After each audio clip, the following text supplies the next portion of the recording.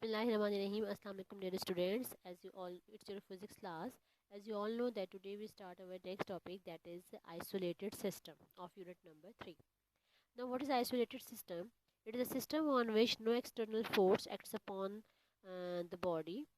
Uh, in this type of system, the net external force is equals to 0. The molecules which are present in the container, these molecules are isolated from the external environment, and these molecules don't experience any types of external force. We are often interested in the behavior of a collection of particles that interact only with each other. We can draw an imaginary boundary around the particles, but complications can arise. If some of the particles experience net forces that originate outside the system boundary, in order to effectively study interactions between particles, we must limit our focus to isolated systems of particles. So we can define isolated system as that an isolated system is a collection of particles that can interact with each other, but whose interactions with the environment outside the collection have a negligible effect on their motions. Now, for example, the molecules of a gas enclosed in a vessel can be considered as an isolated system of interacting bodies. The gas molecules interact with each other and with the walls of their container.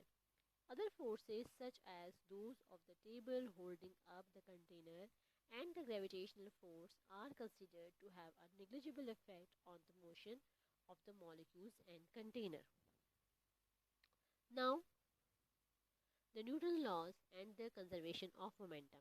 Now, conservation means no change, and conservation of momentum is only applicable to an isolated system of object, which is a system that is not acted upon by an external force.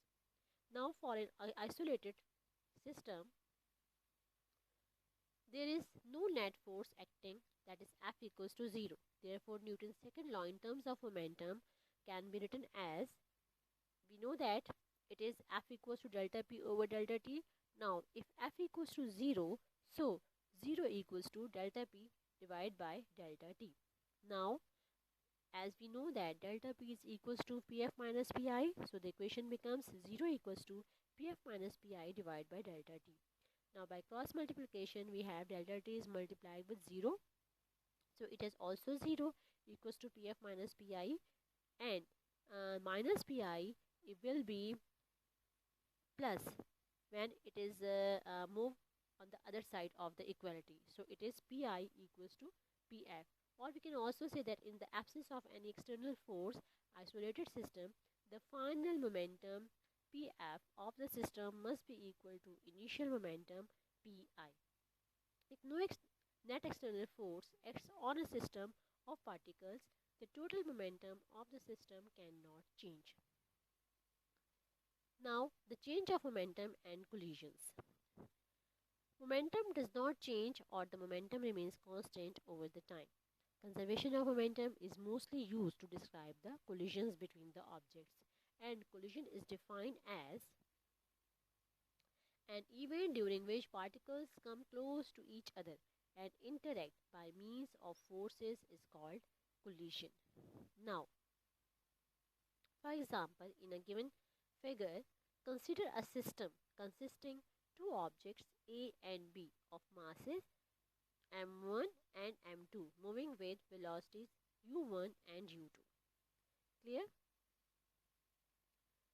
Now, when they collide with one another, so when they collide, then third law of Newton apply on it, which is every action has an equal and opposite reaction. So, by applying this law, after collision, such that their velocities changes to v1 and v2. Now, the total momentum of the system before collision is Pi equals to m1 u1 plus m2 u2. And the total momentum of the system after collision changes to Pf equals to m1 v1 plus m2 v2. By the law of conservation of momentum, Pf equals to Pi, that Pf equals to m1 v1 plus m2 v2, so it is equals to m1 u1 plus m2u2, that is equals to pi. So the total momentum of the system remains constant. Now the change of momentum and the explosive forces. Now an explosion where the particles of the system move apart from each other after a brief intense interaction. Explosion is the opposite of collision. The explosive forces which could be from an expanding spring or from expanding hot gases are internal forces. If the system is isolated, its total momentum during the explosion will be conserved by the law of conservation of momentum. Now, in the given figure, a gun is fired, a bullet is fired from a gun whose initial momentum is equals to 0. So, consider an isolated system of bullet of mass m and rifle of mass capital M, such that before firing the total momentum of the system is 0, that is pi equals to 0. Now after firing the bullet moves with velocity vb, because the bullet moved forward while the gun moved backward, so it is called the recoil of the gun. So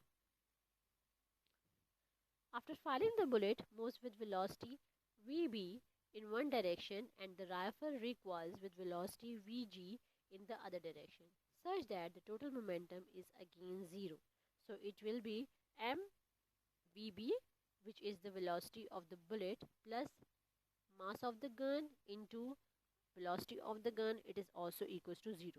So due to the large mass of the rifle, it recoils with much lower velocity as compared to the bullet.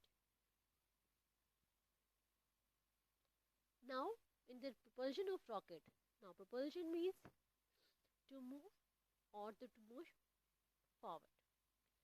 Now in the propulsion of rockets, different gases which are burned in the rear part of the rocket, that is the engine. So combustion occurs. Due to this combustion, the mass of the rocket is decreasing, and at least 10,000 kilogram of fuel eject out, and its the gases speed of ejection, it is 4,000 meter per second. At least 80% of the portion of the rocket is consist on fuel. So a phenomena similar to the muzzle velocity occurs in rocket propulsion. The rocket ejects gases from its tail at a high velocity, just as a rifle ejects bullets or cannon fires a shell from its barrel. A rocket's mass isn't constant because the fuel it contains is constantly decreasing, thus giving acceleration to the rocket called thrust. Any space vehicle is maneuvered in empty space by firing its rockets in the direction opposite to that in which it needs to accelerate. When the rocket pushes on the gases in one direction, the gases push back on the rocket in the opposite direction. So, the total momentum of the system remains unchanged or conserved provided no other external force acts on the system. So, I hope that this all topics which are related to the conservation of momentum is clear to you. So, we will meet in the next lecture, inshallah. So, take care. Till then, Allah Hafiz.